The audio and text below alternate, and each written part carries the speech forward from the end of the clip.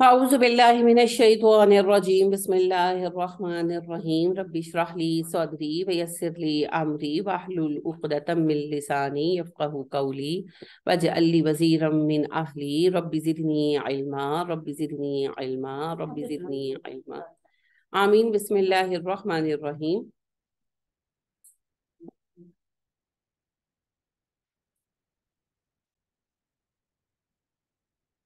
सूरत नाज़ियात मक्की सूरत है। आपने 78 सूरतें पढ़ ली है, 79 हम पढ़ने जा रहे हैं।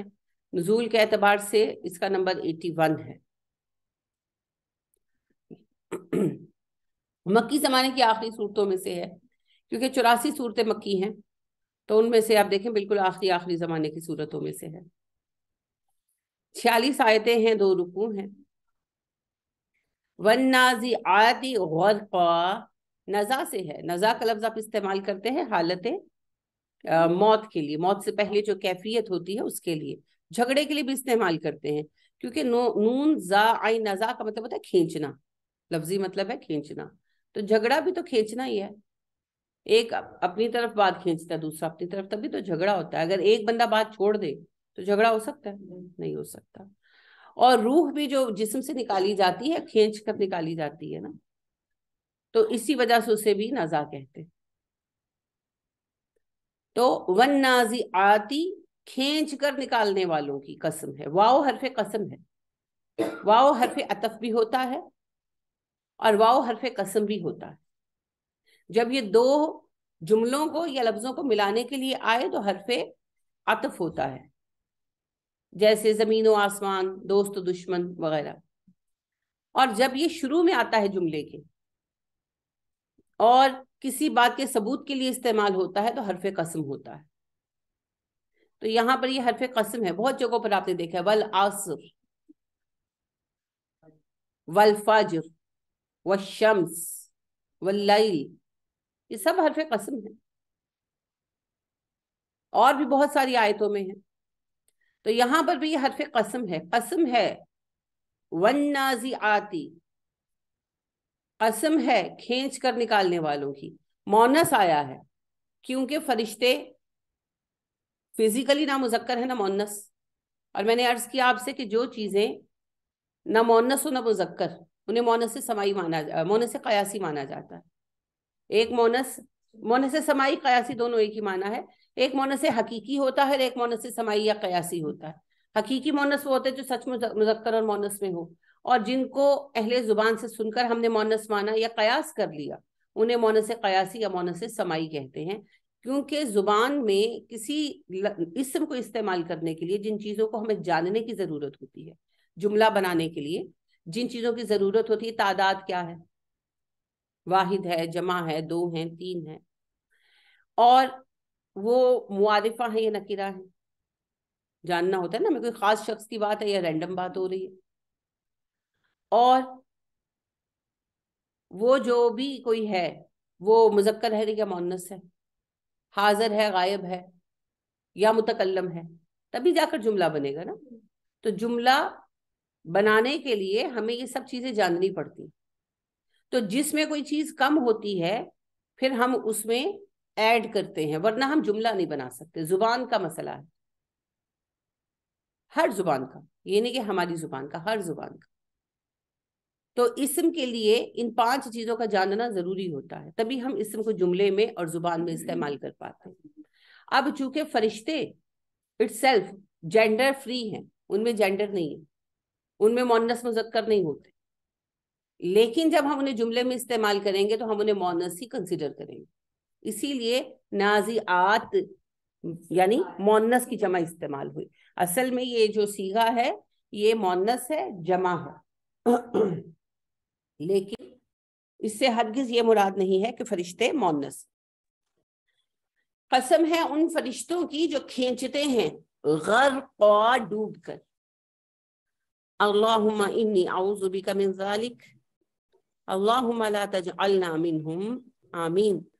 आप देखें, मौत की कैफियत अलग अलग है लोगों के लिए। वो एक मुहावरा है और बिल्कुल सही है, जैसी रूह वैसे फरिश्ते। تو فرشتے عذاب کے آئیں گے یا فرشتے ثواب کے آئیں گے، فرشتے اچھا سلوک کریں گے یا برا سلوک کریں گے، یہ سب مرنے والے پر ڈیپینڈ کرتا ہے۔ تو نبی کریم صلی اللہ علیہ وسلم فرماتے ہیں کہ گناہ گار کو جب اس کی موت کا وقت آئے گا تو جو فرشتے لینے کے لیے آئیں گے، ظاہر ہے وہ عذاب کے فرشتے ہوں گے۔ تو آپ صلی اللہ علیہ وسلم فرماتے ہیں کہ گنہگار کو اور کوئی سزا نہ بھی ملے تو جس حالت میں فرشتے اس کے سامنے آئیں گے وہی اس کی سزا کے لیے کافی۔ اور آپ فرماتے ہیں کہ وہ جہنم کا جو ہے اس کا لباس لے کر آئیں گے اور ان کی شکلیں خوفناک ہوں گی، اور وہ روح کو کہیں گے کہ چل، اور روح نہیں جانا چاہے گی، وہ جسم کے مختلف حصوں میں چھپتی رہے گی، یہاں تک کہ پھر فرشتے ہاتھ ڈال کر جسم کے اندر کھینچ کر نکالیں گے۔ اللہم انی اعوذ بک من ذلک۔ تو یہ اسی کیفیت کا بیان ہے، ڈوب کر کھینچ کر نکال لینے والے، کہ گناہ گاروں کی روحیں قبض کر لینے والے عذاب کے فرشتے، ان کی قسم ہے، کیونکہ نشانی ہے اللہ کی۔ وَالنَّاشِطَاتِ نَشْطًا، اور وہ جو نشاط سے نکال لیتے ہیں۔ نشاط آپ کے کپڑوں کا برانڈ بھی ہے، نشاط کا لفظ ویسے بھی آپ استعمال کرتے ہیں، نام بھی ہوتا ہے، خوشی کو کہتے ہیں۔ سرور، ایسی خوشی جس میں لطف ہو، مزہ ہو۔ تو وَالنَّاشِطَاتِ نَشْطًا، وہ جو سرور کے ساتھ، سہولت کے ساتھ جان نکال لیں گے مومنین کے لیے۔ نبی کریم صلی اللہ علیہ وسلم نے ارشاد فرمایا کہ مومن کو اللہ کوئی اور جزا نہ بھی دے تو جو فرشتے اس کی روح قبض کرنے آئیں گے وہی جزا اس کے لیے بہت ہوگی۔ وہ انتہائی حسین شکلوں میں آئیں گے، جنت کا کفن لے کر آئیں گے، جنت کی خوشبو لے کر آئیں گے، اور آ کر اس سے کہیں گے مرنے والے سے کہ اے نیک روح چل اپنے رب کی طرف۔ تو روح جو ہے وہ فوراً جسم چھوڑ دے گی اور فرشتوں سے جنت کے کفن میں ریپ کر کے خوشبو لگا کر آسمانوں کی طرف لے چلیں گے۔ تو یہ ہے جی نشاط، خوشی خوشی اپنے سر ٹھکانے کی طرف چل پڑنا۔ روح خود جانے کے لیے بے قرار ہوگی، راضی ہوگی۔ تو اسی کو فرمایا گیا وَالنَّاشِطَاتِ نَشْطًا۔ اس کا کوئی تعلق جو ہے وہ نزاع کی نشانیوں سے نہیں ہے۔ نزاع کی نشانیاں آتی ہیں، نبی کریم صلی اللہ علیہ وسلم سے زیادہ کون نیک رہا ہوگا اور کس کی روح جو ہے وہ نشاط کی حقدار تھی، پر آپ صلی اللہ علیہ وسلم پر نزاع کا عالم بہت تکلیف دے تھا، لہٰذا آپ صلی اللہ علیہ وسلم کے پاس پانی کا پیالہ رکھا تھا جس میں ہاتھ ڈبو ڈبو کر بار بار چہرے پر پھیرتے تھے۔ تو اما عائشہ نے کہا کہ آپ کو اتنی تکلیف ہو رہی ہے؟ تو آپ نے کہا عائشہ، نبیوں کو عام بندے سے دگنی تکلیف ہوتی ہے، تبھی تو ان کا اجر بھی دگنا ہے۔ تو اما عائشہ تو یوں کہا کرتی تھی کہ نبی اکرم صلی اللہ علیہ وسلم کی تکلیف دیکھنے کے بعد میں تو مان ہی نہیں سکتی کہ کوئی نیک بندہ بغیر تکلیف کے بھی مر سکتا ہے۔ ان کی ذاتی رائے تھی، یہ کوئی سٹینڈرڈ نہیں ہے، لیکن مقصد یہ کہ اس بات سے کسی کے بارے میں رائے قائم کرنا جو ہم نے ایک اپنے بنائے ہوئے نا پیمانے، وہ کچھ نہیں ہے، یہ تو اب قیامت کے دن ہی پتہ چلے گا۔ اور سب سے اہم بات یہ ہے، بنیادی بات، جس کو تم نیک کہو وہ نیک ہے، جس کو تم برا کہو وہ برا ہے۔ نبی اکرم صلی اللہ علیہ وسلم نے کہا نا، ایک جنازہ گیا اور لوگوں نے کہا کہ یہ برا تھا، تو آپ نے کہا طے ہو گیا۔ دوسرا گیا تو لوگ آپس میں بات کر رہے تھے کہ بڑا اچھا بندہ تھا، مر گیا، تو آپ نے کہا کہ ثابت ہو گیا، طے ہو گیا۔ تو عمر فاروق رضی اللہ تعالیٰ عنہ نے پوچھا جی کیا ثابت ہو گیا، کیا طے ہو گیا؟ آپ نے کہا تم زمین پر اللہ کے گواہ ہو، جسے تم برا کہو اس کے حق میں واجب ہوگی جہنم، اور جسے تم اچھا کہو اس کے حق میں واجب ہوگی جنت۔ اور مزید آپ نے کہا کہ جس کے پڑوسی کہیں کہ وہ اچھا ہے اللہ اس کو بخش دیں گے۔ پھر ایک حدیث میں آتا ہے 40 لوگ جس کی اچھائی پر گواہ ہو جائیں اللہ اس کو بخش دیں گے۔ ایک حدیث میں آتا ہے 3 لوگ جس کے بارے میں رائے دیں کہ وہ اچھا تھا اللہ اس کو بخش دیں گے۔ تو پیسے لے کر تعریف کروانے سے تو کام نہیں ہوگا، بات یہ ہے کہ دل سے لوگ کہیں۔ تو اصل گواہی تو پھر بندوں کی گواہی ہے، اچھوں کی گواہی ہے، باقی اللہ ہی بہتر جانتے ہیں۔ قیامت کے دن سب کے چولے اتریں گے، بہت سارے نیک بد اور بہت سارے بد نیک نظر آئیں گے، اللہ ہی بہتر جانتے ہیں۔ جی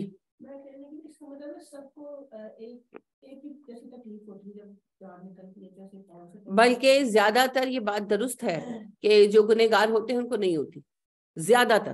میں نے کہا نا 100% کرائٹیریا نہیں ہے، کسی کو اللہ عبرت کی مثال بنا دے تو وہ اللہ کی مرضی ہے، ہم کچھ نہیں کر سکتے، کیونکہ اللہ عبرت کی مثال بھی تو بناتے ہیں۔ آپ دیکھ لیں کہ یہ جو ہیں پرویز مشرف صاحب، یہ کب سے اذیت جھیل رہے ہیں، اب اللہ کو پتا ہے کہ مقصد کیا ہے، لیکن فی الحال تو وہ عبرت کی مثال ہی ہے۔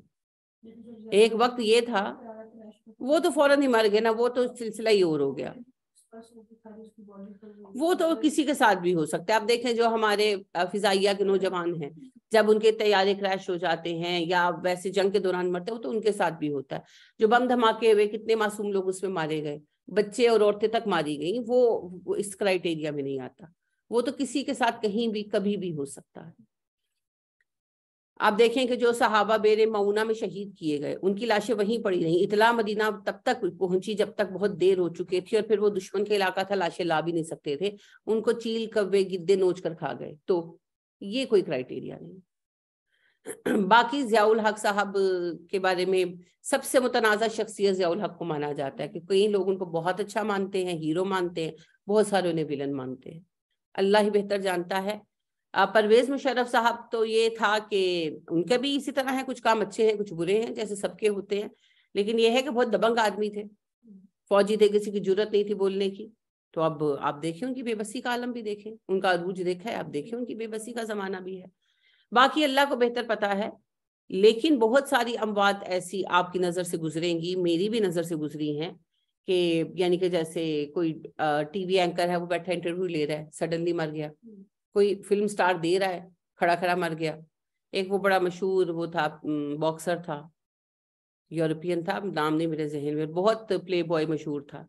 تو وہ لڑتے لڑتے وہ گرا اینڈ ہی ڈائیڈ. تو یعنی کہ 100% ہم کرائٹیریا نہیں بنا سکتے. لیکن نارملی یہ ہے, کیونکہ نبی کریم صلی اللہ علیہ وسلم نے یہ سٹینڈرڈ بنایا کہ آپ نے فرمایا کہ مومن کی ہر تکلیف اس کے گناہ کا کفارہ ہوتی ہے. اسے ایک کانٹا بھی چپتا ہے تو اس کا ایک گناہ معاف ہوتا ہے, اور ایک نیکی اس کے لیے لکھی جاتی ہے, یہاں تک کہ وہ نزا کی تکلیف سہتا ہے, اور اللہ کے حضور جب حاضر ہوتا ہے تو وہ گناہوں سے پاک ہوتا ہے. تو الحمدللہ اللہ سبحانہ و تعالیٰ کی طرف سے یہ مومنوں کے لیے ہے. تو بہت دفعہ ایسا ہوتا ہے, آپ کے سامنے کتنے ہی ایکٹرز ہیں, خاص طور پر میں انڈین ایکٹرز کی بات کروں گی, ہالی ووڈ کے اور بالی ووڈ کے دونوں کے, کہ آپ دیکھیں ان کی کتنی عمریں ہو گئی, still they are healthy, they are fit, اور وہ اسی طرح اپنی لائف انجوائے کرتے اور پیک پر زندگی گزارتے چلے جاتے. تو میرے جتنا میں نے سمجھا ہے, تو یہ بھی اللہ کی سزاؤں میں سے ایک سزا ہے, کہ کوئی جو ہے نا, اللہ سبب نہیں چھوڑتے. اللہ کہتے ہیں نا, جو میں نے ان کو اولادیں دی, مال دیا, میں چاہتا ہوں کہ ان کا ہر کام دنیا میں برابر ہو جائے, ان کے پاس کوئی عذر نہ رہے قیامت کے دن. باقی وہی بات ہے کہ ان چیزوں کا ہم 100% کرائٹیریا نہیں بنا سکتے. تو بس اللہ آسانی فرمائے. اصل میں دیکھیں, نزا کا عالم بھی جو ہے, یہ بھی ایک موقع ہے نا کہ انسان استغفار کرے, کہ چلو اس وقت کی استغفار ہی قبول ہو جائے. کیونکہ نزا کا عالم ہونے کے باوجود کسی کو یہ پتہ نہیں ہوتا کہ میں نے اب ماری جانا, تو لہٰذا وہ بھی ایک آخری چانس ہے. تو جو شدید تکلیف میں مبتلا رہا 2 دن 3 دن 4 دن, تو وہ استغفار کرتا ہے, اپنے گناہ یاد کرتا ہے, تو اللہ مہربان ہے, وہ قبول کرتے تب بھی کر لیں. تو لہٰذا یہ ایک فرصت ہے, ایک مہلت ہے. لیکن جب ایک دم سے موت آئی اور لے گئی تو موقع ہی نہیں ملا نا. سڈنلی بیٹھے بیٹھے وہ جی باتھ روم میں گئے اور وہیں پہ مر گئے, ناشتہ کرنے کے لیے نوالا منہ میں ڈالا وہیں مر گئے, بیڈ سے اٹھے گرے وہیں مر گئے.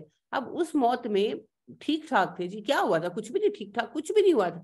تو پھر سوچا ہی نہیں نا, پھر استغفار کا موقع بھی نہیں ملا. تو ظاہری تجزیہ تو یہی ہے سب کا. اب حقیقتاً ہر بندے کا معاملہ الگ ہے جی, ہر بندے کا معاملہ الگ ہے.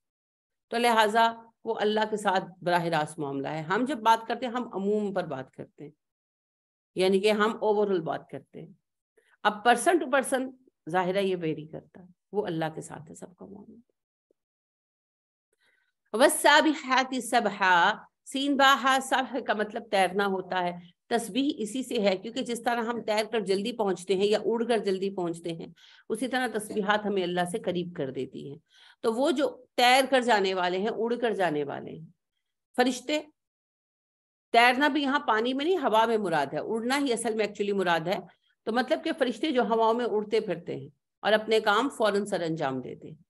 فَالسَّابِقَاتِ سَبْقًا, اور ان کی قسم ہے جو سبقت کرتے ہیں, فوراً سبقت کرنا, کہ یعنی فرشتے جو ہیں وہ ہڈ حرامی ان میں نہیں پائی جاتی جیسے انسانوں میں ہوتی ہے نا, ماں کہتی ہے بیٹے پانی پلا دو، وہ آگے سے کہتے ہیں تم کھڑی ہو باجی تم پلا دو. تو وہ اس طرح نہیں کرتے فرشتے. کام کا کہا جائے تو بڑھ چڑھ کر کرتے ہیں، ہر کوئی چاہتا ہے کہ مجھے ہی کام سونپا جائے. تو اللہ فرما رہے ہیں جو آگے بڑھ کر کام کرنے والے. فالمدبرات امرا، اور وہ جو تدبیر کرنے والے ہیں کسی کام کی. مدبر تدبیر سے ہے نا، کہ کام صرف کرتے نہیں، کام کو بہت ہی پلاننگ کے ساتھ کرتے ہیں. ایسے نہیں کہ بس آئے اور تھر تھلی مچائی اور چلے گئے، نہیں، پوری پلاننگ کے ساتھ کام کرتے ہیں. تو پلاننگ کے ساتھ کام کرنا سنت ہے اللہ کی بھی، فرشتوں کی، مومنوں کو بھی چاہیے پلاننگ کے ساتھ کام کرے. پھر اللہ اگر اس پلاننگ میں کوئی رکاوٹ اللہ کی طرف سے آ جائے تو وہ اس کی مرضی. لیکن پلاننگ کے ساتھ کام کرنا جو ہے یہی درست طریقہ ہے. تو فرشتے بھی پلاننگ کے ساتھ کام کرتے ہیں، انہیں پورا ورک پلان دیا جاتا ہے، شیڈیول دیا جاتا ہے. جو اینول شیڈیول ہے وہ تو شب قدر میں، لیلۃ القدر میں مل جاتا ہے، اور پھر اس شیڈیول کے مطابق جبرائیل جو ہیں وہ سارے فرشتوں کو سال بھر ان کی ڈیوٹیاں دیتے رہتے ہیں کہ کس کی کہاں ڈیوٹی ہے، اس نے کیا کرنا ہے. تو یہ پلان جو ہے ویکلی ملتے ہیں، لہٰذا پیر اور جمعرات کے دن فرشتے چینج ہوتے ہیں نا، نبی اکرم صلی اللہ علیہ وسلم نے فرمایا ہے. تو وہ پھر جو ہے ویکلی پلان ہوتے ہیں. پھر فرشتوں کی ڈیوٹیاں صبح و شام بھی بدلتی ہیں، تو وہ بھی پھر سب کی ڈیوٹی جس کے ساتھ لگنی ہے اسے کہاں ڈیوٹی دینی ہے وغیرہ. تو سارا کچھ پلان ہے جی، ایسے نہیں ہے کہ بس رینڈم چل رہا ہے، نہیں، ہر چیز اپنے پلان کے مطابق ہو رہی ہے. تو ہمیں جب لگتا ہے کہ ہم نے کوئی بڑا تیر مار لیا ہے، دراصل وہ اللہ کا فضل ہوتا ہے. ہم کوئی تیر مارنے کے لائق نہیں ہے، تو وہ تو اللہ فضل کر دیتے، اللہ نے پلان کر دیا ہوتا ہے کہ اچھا اس کا ہی کام کروا دینا ہے. تو سب اللہ کا فضل ہے، اللہ کے فیصلے. یوما، جس دن، ترجفو کانپے گی، اور راجفہ کانپنے والی، راجفہ راجفہ ہوتا ہے لرز اٹھنا، زلزلے کے لیے استعارت استعمال ہوتا ہے. اب اللہ نے اتنی عظیم قسم اٹھائی فرشتوں کی. اللہ کہتے ہیں مجھے ان فرشتوں کی قسم ہے جو میری نشانی ہے. اب فرشتوں کا یعنی فرشتوں پر ایمان سبھی رکھتے ہیں. ہندوؤں میں بھی جو مختلف امور کے دیوتا مانے جاتے ہیں تو ان میں بھی تو ایمان ہے نا اس بات کا. انہوں نے بگاڑ تو دیا ہے لیکن بہرحال پایا تو جاتا ہے. تو اللہ کہتے ہیں میں ان فرشتوں کی قسم کھا کر کہتا ہوں، یوم ترجف الراجفہ، کہ وہ دن ضرور آئے گا جس دن کانپ اٹھے گی کانپنے والی، کہ زمین کانپ اٹھے گی. قیامت اینڈ آف ٹائم آئے گا اور زمین کانپ اٹھے گی. پہلے بھی ہم نے بات کی کہ اینڈ آف ٹائم جب آئے گا، قیامت آئے گی، تو سب سیارے ستارے آپس میں ٹکرا جائیں گے، ہر طرف آگ کے بڑے بڑے دھماکے ہوں گے، تو زمین تو کانپے گی. اب دیکھیں ایک آتش فشاں کہیں پھٹتا ہے ہندو کش کے ایک جو ہے سلسلے میں، اور اس کی وجہ سے لاہور تک جو ہے اب ویوز فیل کرتے ہیں زلزلے کی، حالانکہ وہ ایک آتش فشاں ہے.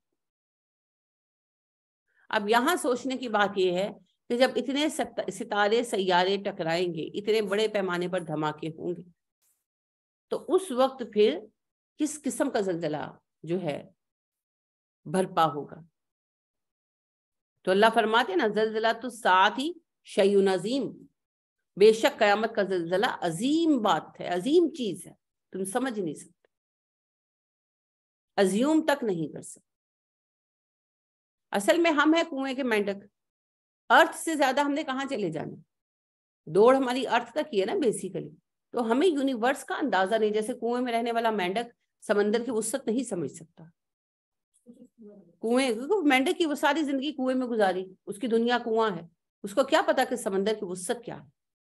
ہم نے پوری زندگی اس گلوب ارتھ پر گزار دی، نسلوں نے ہماری گزار دی، اور یہی گزارنے والے ہیں کیونکہ ہمیں ملا یہ الاٹ ہی یہ ہوا. تو یونیورس کی وسعت کیا ہے ہم ایگزیکٹلی کبھی سمجھ ہی نہیں سکتے.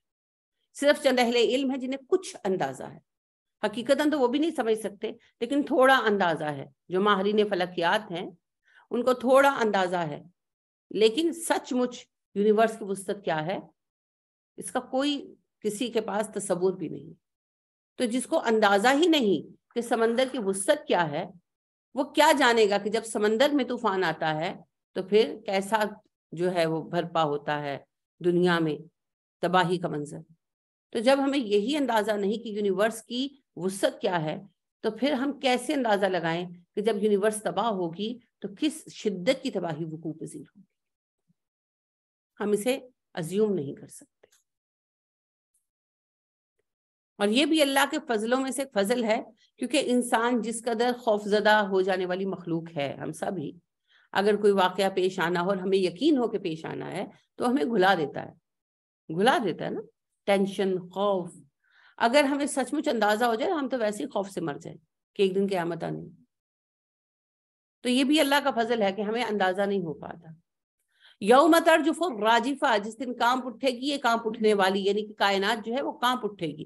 تتبعها الرادفہ، اور پیچھے آئے گی آنے والی۔ اتباع سے ہے، تباع سے ہے، تابع عین، آپ جانتے ہیں، پیروی کرنا، پیچھے آنا۔ اور رادفہ، رادالفہ، رادف کہتے ہیں پیچھے بیٹھنے والے کو، ردیف کہتے ہیں جو سواری میں پیچھے بیٹھا ہو۔ تو شعر کے آخر میں جو لفظ ریپیٹ ہوتا ہے اسے ردیف کہتے ہیں، کیونکہ وہ بار بار آخر میں آ رہا ہوتا ہے نا۔ تو اس کے پیچھے آئے گی، پیچھے آنے والی، یعنی کہ اینڈ آف ٹائم کے بعد کیا آئے گا؟ قیامت اینڈ آف ٹائم ہی کو کہتے ہیں نا، حشر۔ اینڈ آف ٹائم قیامت ہی ہے، اور کیا ہے؟ قیامہ کا مطلب ہے، لفظی مطلب ہے قائم ہونے والی۔ قیامہ کہا جاتا ہے اس وقت کو جب دنیا ختم ہو جائے گی۔ میں نے پہلے بھی آپ سے بار بار یہ عرض کیا ہے کہ ایمان بالآخرہ کے 3 بنیادی حصے ہیں۔ ایک وہ حصہ جس کے دروازے پہ ہم کھڑے ہیں، یعنی کہ دجال کا ظہور، عیسیٰ علیہ السلام کا آنا، امام مہدی کا آنا، اور وہ جو ہے یاجوج ماجوج کا نکلنا، یہ اہم واقعات پیش آنا، اور اسلام کا غالب دین بن کر دنیا کا واحد دین بننا۔ پھر اس کے بعد اسلام کا زوال ہوگا، اور وہ وقت آئے گا جب دنیا ختم کر دی جائے گی، اینڈ آف ٹائم، اسے قیامہ کہتے ہیں۔ اور قیامہ کے بعد سب کچھ ختم ہو جائے گا، پھر جب اللہ چاہیں گے دوبارہ کھڑا کریں گے، باس بعد الموت، حشر۔ تو اینڈ آف ٹائم کے بعد حشر ہے جی۔ اللہ فرما رہے ہیں یوم ترجف الراجفہ، جس دن کانپ اٹھے گی، کانپ اٹھنے والی، ان کی ساری یونیورس جو ہے وہ کانپ اٹھے گی، تباہ ہو جائے گی۔ تتبعها الرادفہ، پھر اس کے بعد آئے گی آنے والی، یعنی اس کے بعد پھر حشر برپا کیا جائے گا۔ جب اینڈ آف ٹائم ہو جائے گا، پھر جس دن جس وقت اللہ چاہیں گے، اللہ سبحانہ و تعالی نئے سرے سے سب کچھ پیدا فرمائیں گے۔ رادفہ کا مطلب تو ہے پیچھے آنے والی، اس سے مراد حشر یہاں، یعنی کہ مطلب کا ہے، مطلب تو لفظی ہے نا، بعد میں آنے والی، پیچھے آنے والی، یہ لفظ استعمال جو ہے وہ حشر کے لیے ہوا ہے۔ تو نبی کریم صلی اللہ علیہ وسلم فرماتے ہیں کہ جب اللہ سب کو اٹھانے کا فیصلہ فرمائیں گے تو اللہ سبحانہ و تعالیٰ وہ باجا سور پیدا کریں گے، اور سور پھونکنے والا فرشتہ پیدا کریں گے۔ وہ فرشتہ سور پھونکے گا اور سب کچھ ریکریٹ ہو جائے گا، سب کچھ، پوری یونیورس بنے گی جی۔ اور پھر آخر کار سب سے اینڈ پر انسان اٹھیں گے اپنی قبروں سے۔ اور آپ صلی اللہ علیہ وسلم فرماتے ہیں کہ ریڑھ کی ہڈی کھڑی کی جائے گی، ریڑھ کی ہڈی پر بارش کا قطرہ پڑے گا، اور وہ اس طرح اگائے گا جسم جس طرح پودے اگتے ہیں، فوراً ہی ہڈیاں بنیں گی، اسکیلیٹن پر گوشت چڑھے گا، گوشت پر سکن آئے گی، اور انسان جب ہوش میں آئے گا تو وہ دیکھے گا کہ میدان حشر میں بھیڑ کا ایک حصہ ہے چل رہا ہے۔ تو یہ لمحاتی عمل ہوگا جی۔ تو لہٰذا پھر حشر قائم ہو جائے گا۔ قلوبن، کچھ دل، یومئذ اس دن، واجفتن دھڑک رہے ہوں گے، کچھ دن اس دن گھبراہٹ کا شکار ہوں گے۔ واجفہ واو جیم فا کہتے ہیں تیز ہو جانا دھڑکن کا، گھبراہٹ کی وجہ سے، جیسے بی پی لو یا ہائی میں ہوتا ہے نا کہ ہارٹ بیٹ بہت بڑھ جاتی ہے، اور کبھی ہارٹ بیٹ بڑھی ہی ہوگی آپ کی تو اس سے کتنی تکلیف ہوتی ہے۔ حالانکہ دیکھا جائے تو صرف ہارٹ بیٹ بڑھتی ہے، لیکن ایک عجیب طرح کا جو نا تکلیف لاحق ہو جاتی ہے، آپ نہ بیٹھ سکتے ہیں نہ کھڑے ہو سکتے ہیں، آنکھوں سے آنسو بہی جا رہے ہیں، کیا ہوا ہے؟ کچھ نہیں، کوئی بھی پوچھتا، کوئی جواب بھی نہیں ہوتا ہے نا۔ تو ویسے بھی خطرناک ہے ہارٹ بیٹ کا بڑھنا۔ تو دل دھڑک رہے ہوں گے سے مراد یہ ہے کہ گھبراہٹ کے ساتھ بے چین ہو رہے ہوں گے۔ اب سوارھا خاشعہ، آنکھیں جھکی ہوں گی، خاشن عین خشا ہوتا ہے جھکنا، خشوع اسی سے ہے نا۔ ان کی نظریں جھکی ہوئی ہوں گی، شرمسار ہوں گے، شرمندہ ہوں گے. یقولونا وہ کہیں گے کیا انا بے شک ہم ہیں لمردودونا رد کیے جانے والے. رد اصل میں ہوتا ہے واپس پھیرنا، را دال دال. تو ردی کیا ہوتی ہے؟ جو کاغذ آپ پھینک دیتے ہیں پھٹ پھاڑ کر، وہ پروسیس ہوتے ہیں نا، ری پروسیس کیے جاتے ہیں، ری یوز کیے جاتے ہیں. تو اسی لیے ان کو ہم ردی کہتے ہیں کہ یہ ہم لوٹا رہے ہیں. رد کا لفظی مطلب را دال دال کا ہوتا ہے لوٹا دینا. تو ردی وہ چیز ہوتی ہے جسے ہم واپس لوٹا دیتے ہیں پروسیس ہونے کے لیے. لمردودونا کیا ہم لوٹائے جانے والے ہیں، فی الحافرہ پہلی حالت میں. حافارہ اس کی روٹ ہے. حافرہ ہوتا ہے واپس ماضی کی طرف پلٹنا، یعنی کہ جیسے کوئی پھر مجھے 20 سال کا کر دے. نہیں ہو سکتا نا، ابھی تو نہیں ہو سکتا، لیکن مرنے کے بعد اللہ اٹھائیں اور ہمیں اسی حالت میں کر دیں جس میں ہم اس زندگی میں ہیں، تو اس کے لیے حفارہ کا لفظ استعمال ہوا. یقولون وہ آج کہتے ہیں آئینا لمردودون فی الحافرہ، اچھا ہم پھر لوٹائے جائیں گے پہلی حالت پر. یعنی اللہ کہتے ہیں کون شرمسار ہوں گے جو آج انکار کرتے ہیں آخرت کا اور کہتے ہیں اچھا یہ کیا بات ہے، ہمیں پھر دوبارہ اٹھایا جائے گا.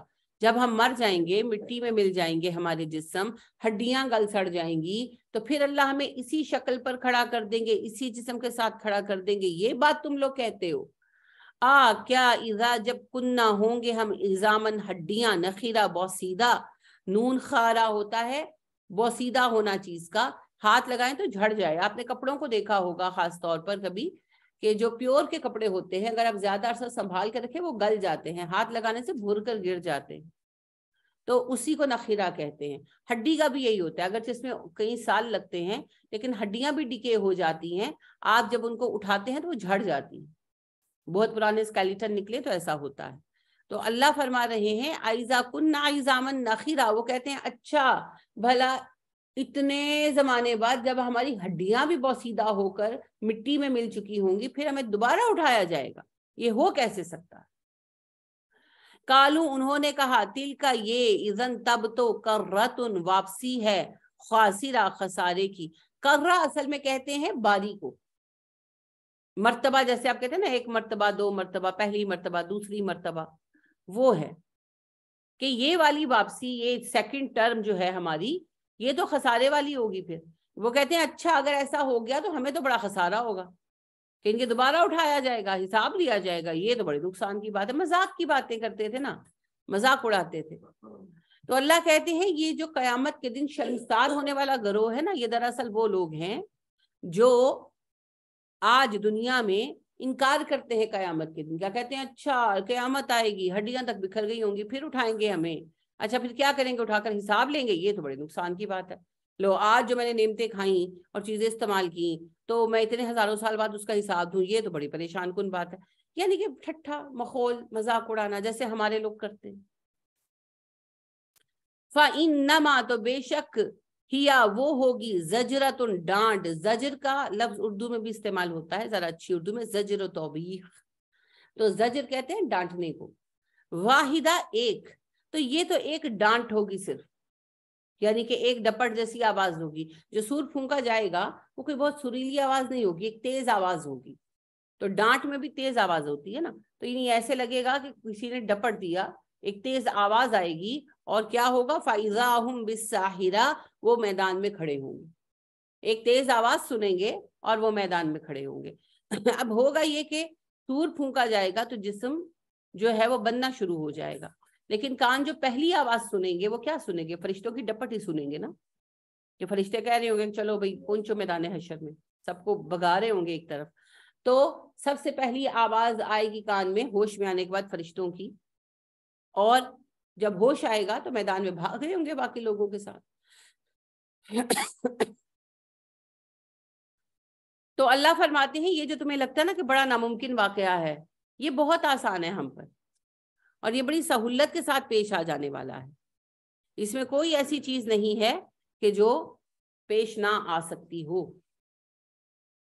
حال کیا عطا کا آئی آپ کے پاس حدیثو خبر موسیٰ کی، کیا آپ کے پاس موسیٰ کا قصہ پہنچا ہے نبی صلی اللہ علیہ وسلم؟ یعنی اب اللہ یہ بتا رہے ہیں کہ یہ کوئی پہلے اہل مکہ وہ لوگ نہیں ہیں جنہوں نے قیامت کا انکار کیا یا نبی کو جھٹلایا. ایسی بہت امتیں گزری اور تباہ کر دی گئی. لہٰذا اللہ فرماتے ہیں کیا موسیٰ کی اطلاع آئی آپ کو, موسیٰ کی خبر ملی؟ اس جب ناداہ پکارا اسے ربہ, اس کے رب نے, بالوادی المقدس, مقدس وادی میں, طوا کی, جب اس کے رب نے اسے طوا کی مقدس وادی میں پکارا. اچھی طرح پتا ہے آپ کو, ڈسکس ہو چکا, موسیٰ علیہ السلام مصر واپس جا رہے تھے مدین سے, اور راستے میں آپ علیہ السلام کوہ طور کے قریب رکے ہوئے تھے, جہاں آگ نظر آئی. آگ لینے گئے تو اللہ سبحانہ و تعالیٰ نے کلام کیا اور کہا کہ موسیٰ میں تمہارا رب ہوں, اور پھر انہیں ان کی ڈیوٹی تفویض کی گئی. اذهب الى فرعون, جا فرعون کی طرف, انہ طغا, وہ بڑا سرکش ہو گیا ہے. اللہ نے کہا موسیٰ علیہ السلام سے کہ موسیٰ تم فرعون کی طرف جاؤ, فرعون بہت سرکش ہو گیا ہے. یعنی کہ فرعون جو ہے وہ سرکشی پر آمادہ ہے, اسے جا کر سمجھاؤ. تو پہلا مرحلہ سمجھانے کا ہے جی. کہیں بھی ڈائریکٹ ایکشن نہیں لیا جائے گا, پہلے اصلاح کی کوشش کریں, کیونکہ اصلاح سب سے بہتر ہے. دیکھیے نبی کریم صلی اللہ علیہ وسلم نے جب معجزات کے لیے بہت زیادہ دعا کی, جب آپ صلی اللہ علیہ وسلم کے سامنے یہ چیلنج رکھا سرداران مکہ نے کہ یا تو یہ پہاڑ ہٹ جائیں, یا ہمارے علاقے میں چشمے بہہ نکلیں, یا تمہارا گھر سونے کا بنا دیا جائے, یا راتوں رات تمہارے لیے ایک باغ نکل آئے ہرا بھرا جس میں نہریں جاری ہوں, ہم تمہیں نبی مان لیں گے. آپ نے اللہ سے دعا کی, جواب کیا ملا کہ یہ نعمتیں میں دے دوں گا, یہ معجزات دے دوں گا, لیکن پھر میں ایسی سزا دوں گا ایمان لانے والوں کو جو کبھی کسی کو نہیں دی. اور اگر آپ معجزے کے لیے دعا نہ کریں, اصرار نہ کریں, تو پھر میں مہلت دوں گا. تو آپ صلی اللہ علیہ وسلم نے مہلت کو چنا. تو کیا یہ اچھا نہیں ہوا؟ کیونکہ آپ کو بھی پتا ہے, مجھے بھی پتا ہے, ایمان کس نے لانا تھا؟ کسی نے بھی نہیں لانا تھا. پھر مکہ صفحہ ہستی سے مٹ جاتا, یا کم از کم وہ قوم صفحہ ہستی سے مٹ جاتی. لیکن جب آپ نے مہلت کو قبول کر لیا, اس وقت تو بڑا مذاق بنا. کہا بھی, صفوان بن امیہ نے کہا کہ آج کے بعد فرشتہ اتر آئے میری آنکھوں کے سامنے, سیڑھی لگا کر آسمان سے, کہے تو نبی ہے, میں تب بھی تجھ پر ایمان نہیں لاؤں گا. لیکن ایمان لایا, ایمان لایا, ایسا نہیں, لائے ایمان. غزوہ حنین میں لائے ایمان صفوان جو ہے. اور فتح مکہ کے بعد یہ سارے ہی ایمان لے آئے, ان تقریباً 100-125 لوگوں کو نکال کر جو مارے جا چکے تھے, جن کے لیے لکھا جا چکا تھا وہ کافر ہی مریں گے. 70 تو بدر میں مرے تھے, اور بعد کی جنگوں میں جو تھوڑے بہت مرے. تو 100-150 لوگ میکسیمم ہیں, 150, ان کو نکال دیں, باقی سارا مکہ مسلمان ہے. بے شک آج بیٹھ کر ہمارے عالم الغیب لوگ فرماتے ہیں تو فلانا ان میں منافق تھا, فلانا منافق تھا, فلانا منافق تھا. لیکن بات یہ ہے کہ یہ ان کے پاس تو غیب کی خبر آئی ہوگی, مجھے نہیں پتا, لیکن نبی کریم صلی اللہ علیہ وسلم نے ان میں سے کسی کو منافق نہیں کہا. انہوں نے نبی کریم صلی اللہ علیہ وسلم کے ساتھ نمازیں پڑھی, جہاد کیے, اور آج تک ان کی نسلیں مکہ میں دین پر قائم ہیں. تو لہٰذا یہ جو فیصلے ہیں یہ اللہ پر ہی چھوڑ دینے چاہیے.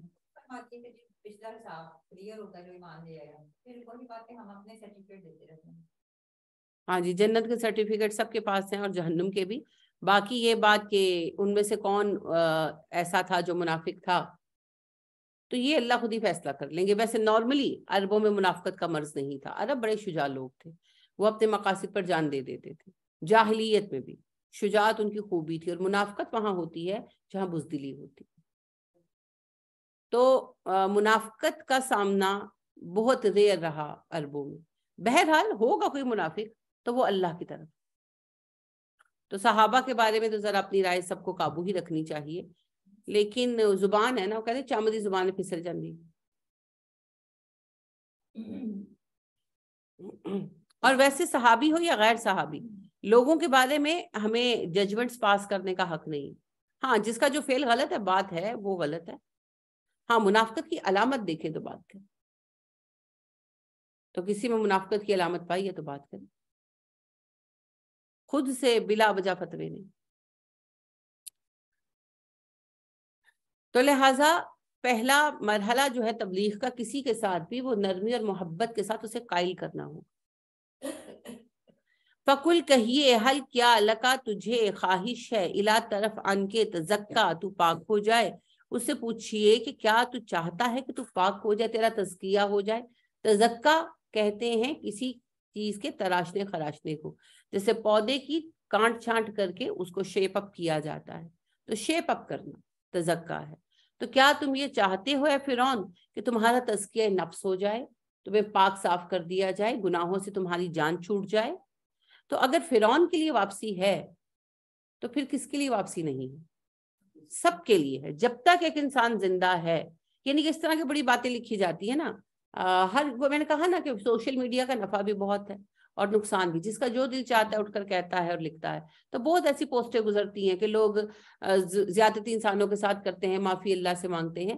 معافی اللہ سے ہی مانگی جائے گی جی. اچھا ہے کہ انسانوں کا معاملہ انسانوں کے ساتھ ختم کر لیا جائے, مگر اگر کسی کا معاملہ ایسا ہے کہ وہ بندہ نہیں رہا, یا اور کوئی بھی سچویشن ہے, یا کسی نے ایسا جرم کیا جو ایک بندے سے متعلق ہی نہیں ہے, اب وہ کہاں لوگوں سے معافی مانگے, کیا کرے؟ کوئی فراڈ کر بیٹھا کچھ, تو پھر کیا کرے؟ وہ مایوس ہو جائے؟ تک نہ تمہیں رحمت اللہ, ایسا ہوگا؟ نہیں ہوگا نا. کیا ہوگا؟ اللہ سے معافی مانگے. اللہ نے معاف کرنے کا فیصلہ کر لیا تو پھر اللہ خود ہی سبب پیدا کر دے, پھر اللہ خود ہی سب کچھ بیلنس کر لے. حقیقی معافی اللہ ہی کی طرف سے ہے. اگر فرعون استغفار کرتا اور ایمان لے آتا تو مجھے بتائیں جو ظلم اس نے کیے تھے وہ ختم ہو جاتے. ماضی میں ظلم کیے تھے نا, وہ ختم ہو جاتے. ختم تو نہیں ہوتے نا. معافی کی بات نہیں میں کر رہی, جو سوال ہو اس کا جواب دے. کیا وہ ختم ہو جاتے؟ وہ سارے جو ہو چکا تھا وہ انڈو تو نہیں ہو سکتا تھا. پھر کیا وہ بنی اسرائیلیوں کو جا کر ان کے بیٹے واپس کر سکتا تھا؟ کیا کر سکتا تھا؟ کچھ بھی نہیں کر سکتا تھا نا. لیکن جب ایک بندے نے استغفار کر لی تو پچھلا حساب معاف ہو گیا. اب جو بنی اسرائیلی, اب یا دیکھیں وہ کافر تھا, بنی اسرائیلی مومن تھے, اب ان کو اللہ خود بخود جو ہے وہ کر دے گا, بدلہ دے دے گا. ٹھیک ہے نا. اب آپ دیکھیں کہ یہ جو ہے حضرت وحشی رضی اللہ تعالیٰ عنہ, انہوں نے حضرت حمزہ کو شہید کیا. اب کیا یہ معاف نہ ہوتے؟ اسلام قبول کر لیا نا. اب حضرت حمزہ کی شہادت تو انڈو نہیں ہو سکتی, ان کے کھاتے سے ہی گناہ مٹ گیا, لیکن حضرت حمزہ کی شہادت کا اجر جو ہے ان کی فیملی کو, خود حضرت حمزہ کو وہ ملے گا, وہ اللہ کمپنسیٹ کریں گے. ہم کو نہیں فتوے لگانے والے. لہٰذا کسی کے لیے راستہ بند نہیں. جب فرعون کے لیے بند نہیں ہے تو کسی کے لیے راستہ بند نہیں ہے, کسی کے لیے راستہ بند نہیں ہے. ابھی آپ پڑھیں گے اللہ سبحانہ و تعالیٰ نے فرمایا جب فرعون کے پاس تو جائے تو اس سے نرمی سے بات کرنا, سمجھانا اس کو, شاید وہ باز آ جائے. تو بات یہ ہے کہ ہمیں یہ فتوے لگانے کا کوئی حق نہیں. اللہ کرے کہ ہم کسی کے حق میں زیادتی نہ کریں, لیکن اگر کسی نے کی ہے تب بھی اصل فیصلہ اللہ کا ہے. کسی کے استغفار کے بیچ میں ہم حائل نہیں ہو سکتے. تو پھر وہ حدیث میں آپ کو ریمائنڈ کرواؤں گی جو نبی کریم صلی اللہ علیہ وسلم سناتے تھے اس بنی اسرائیلی کی جس نے 99 قتل کیے تھے, اور ایک زاہد کے پاس گیا جو بڑا عبادت گزار تھا مگر علم نہیں رکھتا تھا, اور وہ اس سے کہنے لگا کہ میں نے 99 قتل کیے ہیں, میں توبہ کرنا چاہتا ہوں. تو اس نے کہا تو 99 بندوں کا قاتل, تو توبہ کرے گا؟ تیری توبہ تو مردود ہے, تو بھی مردود ہے. اسے غصہ ہے, اسے بھی مار دیا. اب 100 قتل پورے ہو گئے. اب پھر اس کو افسوس ہوا کہ میں تو توبہ کرنے نکلا تھا, یہ میں نے کیا کر دیا. پھر وہ گیا ایک عالم کے پاس, اس کو کہنے لگا کہ میں نے 100 بندے قتل کیے اور میں توبہ کرنا چاہتا ہوں, کیا میرے لیے کوئی راستہ ہے؟ تو وہ کہنے لگے توبہ میں اور تمہارے درمیان کون حائل ہو سکتا؟ جب تم نے سوچ لیا تمہاری توبہ ہو گئی. اللہ تو بہت مہربان ہے. ہاں میں تمہیں یہ مشورہ دیتا ہوں کہ اس آبادی کو چھوڑ دو, یہاں کے لوگ بہت شر پسند ہے اور تمہاری فطرت میں بھی عادت میں بسا ہوا ہے شر, تو فلاں علاقے میں چلے جاؤ, وہاں کے لوگ نیک ہے, وہاں رہ کر تمہیں اپنے آپ کو چینج کرنے میں آسانی ہوگی. تو وہ بندہ روانہ ہوا اور بستی میں پہنچنے سے پہلے مر گیا راستے میں. تو عذاب اور ثواب دونوں کے فرشتے آ گئے. عذاب کے فرشتے کہتے تھے ہم لے کر جائیں گے, اس سے 100 بندے مارے, اور ثواب کے فرشتے کہتے تھے ہم لے کر جائیں گے, اس نے توبہ کی آخر میں. تو پھر اللہ سبحانہ و تعالیٰ سے ان کے پوچھا فرشتوں نے کہ اب ہم کیا کریں. تو اللہ نے کہا زمین میت کرو, اگر یہ بروں کی بستی کے قریب ہے تو جہنم میں جائے گا, اور نیکوں کی بستی کے قریب ہے تو جنت میں جائے گا. اور نبی اکرم صلی اللہ علیہ وسلم فرماتے اللہ نے زمین کو حکم دیا کہ نیکوں کی بستی کی طرف سے سکڑ جا, تو وہ اس طرف قریب ہو گیا اور اسے جنت میں بھیجا گیا. تو ہم کون ہیں بیٹھ کر یہ فتویٰ دینے والے؟ اللہ کے بندے ہیں. اگر وہ اللہ کی طرف لوٹیں گے, اور جو جتنا سرکش ہے وہ لوٹے گا, اللہ اتنا ہی خوش ہوں گے. آپ اپنے آپ کو دیکھ لیں, آپ کا سرکش بیٹا واپس لوٹے گا تو کیا آپ خوش نہیں ہوں گے؟ اور جتنا اس نے تکلیف دی ہوگی اتنی خوشی ہوگی نا اس کی تابع داری کی. تو انسان اللہ کی ہی فطرت پر. لہٰذا یہ بڑی سخت باتیں لکھی جاتی ہیں, اور ایسی وہ بنا کر ڈالتے ہیں نا پوسٹیں کہ بس بندہ آشا شکار اٹھتا ہے. لیکن اپنے قلم کو, اپنی زبان کو تیز کم رکھنا چاہیے, اور خیر کی بات منہ سے کرنی چاہیے, اور لوگوں میں مایوسی نہیں پھیلانی چاہیے. سب کے لیے راستہ کھلا ہے جو جب پلٹ آئے، جب پلٹ آئے. اور توبہ کرنے والا تو ایسا ہے جیسا ماں کے پیٹ سے پیدا ہونے والا ہے، اس کے سارے گناہ معاف ہو جاتے ہیں. اب پھر چاہے اس نے کوئی فراڈ ہی کیوں نہ کیا ہو. یہ اللہ کا وعدہ ہے جی. پھر اللہ ان لوگوں کو خود کمپنسیٹ کرے گا نا. کیونکہ فرض کریں کسی نے کوئی فراڈ کیا اور وہ پیسہ اس نے، کوئی بھی اکیلا نہیں کرتا، وہ سارا ڈسٹریبیوٹ ہو گیا. اب اس کو خود کوئی آگے فراڈ ہو گیا یا کوئی نقصان بڑا ہو گیا، اب اس کو ہوش آیا کہ میں نے غلطی کر دی. اب کہاں سے لائے گا پیسہ؟ اب تو اس کے پاس پیسہ نہیں ہے واپس کرنے کے لیے. تو پھر کیا اس کے پاس توبہ کا کوئی راستہ نہیں؟ نہیں. توبہ کا راستہ صرف اللہ کے ساتھ توبہ کرنے کا نام، ندامت محسوس کر کے اللہ کے سامنے رونے کا نام توبہ ہے. اور ہر داغ کو مٹا سکتے ہیں ندامت کے یہ آنسو، ہر داغ کو. اس کی چادر رحمت بہت وسیع، وہ کسی کو بھی ڈھانپ سکتا ہے. لہٰذا اللہ خود کہتے ہیں اے نبی میرے بندوں کو بتا دیجئے کہ میں بہت توبہ قبول کرنے والا ہوں، بہت توبہ قبول کرنے والا ہوں. تو لہٰذا اللہ سبحانہ و تعالیٰ کی جو معاملات ہیں نا ان میں دخل نہیں دینا چاہیے. وہ پچھلے دنوں قاسم علی شاہ صاحب نے فرمایا تھا نا عمران خان کے بارے میں کہ قیامت کے فیصلے اب کرنا چاہتے ہیں. وہ تو خیر پتہ نہیں انہوں نے کس موڈ میں موج میں فرمایا تھا، لیکن یہ جو پوسٹیں لکھتے ہیں نا یہ ضرور قیامت کے فیصلے فرمانا چاہتے ہیں. یہ اللہ کے فیصلے ہیں، کس کی توبہ قبول ہونی ہے کس کی نہیں ہونی ہے اس کے کام ہے، ہمارا کام نہیں. ٹھیک ہے. تو اگر فرعون جیسے، کہ اصل میں فرعون کے بھی کیوں مثال دے رہی ہوں، وہ خدائی کا دعوے دار تھا، پڑھا لکھا تھا، جو کچھ کرتا تھا جان بوجھ کر کرتا تھا، اور اس کے ذمے لاکھوں کی عوام تھی اور لاکھوں کے حقوق تھے، اور اس کے ہاتھ خون سے بھرے ہوئے تھے، نومولود معصوم بچوں کے خون سے، اور ایک دو نہیں پتہ نہیں کتنے سینکڑوں مارے ہوں گے. تو اتنے اور کتنی ہی عورتوں کی عصمت ریزی کی ہوگی، کیونکہ اللہ خود بتا چکے ہیں کہ لڑکیوں کو زندہ رکھتے تھے، اپنی عیش کا ذریعہ بناتے تھے. تو یعنی کہ ان گنت گناہ تھے، جنرلی کاؤنٹ نہ کیے جا سکنے والے گناہ. جب اس کے لیے معافی ہے تو پھر باقی جو عام افراد ہیں ان کے لیے تو معافی ہے ہی ہے، بشرطے کہ وہ معافی سچ مچ مانگ رہے ہیں، خالی ڈرامے بازی کی تسبیح نہ چاہے. تو کوئی حقیقی توبہ کرے گا تو اس کے لیے راستہ کھلا ہے جی. تو اللہ سبحانہ و تعالیٰ نے کہا کہ فرعون کے پاس جائیں، وہ بڑا سرکش ہوا ہے، اسے سمجھائیے موسیٰ کہ تمہیں کیا ہو گیا، کس مسئلے میں پڑے ہو، کیا تم چاہتے ہو کہ تمہیں پاک کر دیا جائے، تم تزکیہ نفس چاہتے ہو. اب ہم کہتے ہیں جی میں نے تو پتا ہے ایس بندے نے نہیں راہ راستے آنا. اللہ رب ہے، عالم الغیب ہے، مگر اس نے فتویٰ نہیں لگایا. کیا اللہ کو پتا نہیں تھا کہ فرعون نے ایک دن ڈوبنا ہے؟ کیا اللہ کو پہلے سے نہیں پتا تھا یہ حادثہ یکا یک ہوا ہے؟ کیا اللہ کو علم نہیں تھا کہ اس نے موسیٰ علیہ السلام کی تبلیغ پر ایمان نہیں لانا؟ پتا تھا نا اللہ کو. پھر بھی اللہ نے کہا go and take your chances. ہمیں کچھ نہیں پتا پھر بھی ہم ایزیوم کر لیتے ہیں اینے کدی ٹھیک نہیں ہونا، میں نے پتا ہے کہ ہمیں پتا ہے. لہٰذا ایک خاتون ہے، امریکن نیگرو ہیں،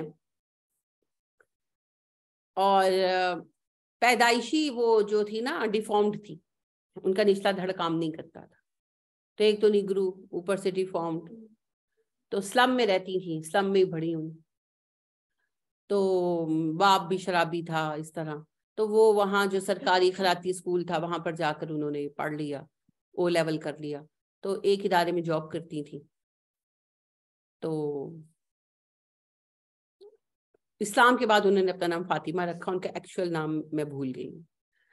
تو وہ جاتی تھی جہاں جاب کرتی تھی، راستے میں نا اسلامک سینٹر ان کو پڑتا تھا.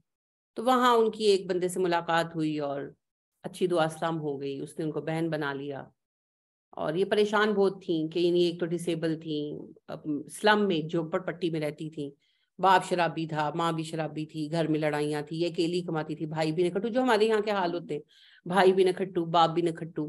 ماں پہلے کام کرتی تھی پر وہ بھی شراب کی لت میں انہوں نے بھی چھوڑ دیا، اکیلی کماتی تھیں، پیسے باپ اور بھائی چھین لیتے تھے. تو اپسیٹ رہتی تھی، دکھی رہتی تھی. تو وہ ان سے ملاقات ہوئی اسلامک سینٹر کے ایک لڑکے سے، اچھی دوستی ہو گئی، بہن بنا لیا انہوں نے. تو یہ وہاں پہ رک جاتی، بات چیت ہوتی اس طرح. تو گریجول یہ ہوا کہ یہ مسلمان ہو گئی. مسلمان ہو گئی، قرآن کچھ سیکھا، اوبویسلی فوراً پورا تو نہیں سیکھ لیا، جتنا سیکھا. تو تبلیغ کے لیے ان کو موٹیویٹ کیا جاتا تھا کہ بھئی آپ لوگ کہیں نہ کہیں تبلیغ کریں، اور یہ سکھایا جاتا تھا کہ برے لوگوں پر زیادہ توجہ دیں. تو انہوں نے چوز کیا کہ جو قیدی ہیں جیلوں میں ان سے ملوں گی. تو یہ جانا شروع ہوئی. تو وہاں پر ہوتا ہے کہ ریفارمز کے لیے نا ملنے دیتے ہیں، اپنے پادریوں کو بھی ملنے دیتے ہیں. تو وہ جاتی قیدیوں سے بات چیت کرتی.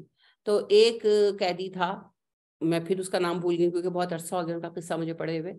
تو کہتی ہیں کہ وہ میری بات بہت دھیان سے سنتا تھا اور بہت روتا تھا. وہ ڈرگ پیڈلر تھا، تو وہ بڑا غم کرتا تھا، بڑا روتا تھا. تو ایک دن کہتی ہے کہ نا جس بات میں نا وہ بہت رویا تھا، وہ کہنے لگا کہ ہم جیسے لوگوں کو سمجھانے سے اور ہمارے توبہ کرنے سے معاملہ حل نہیں ہوگا.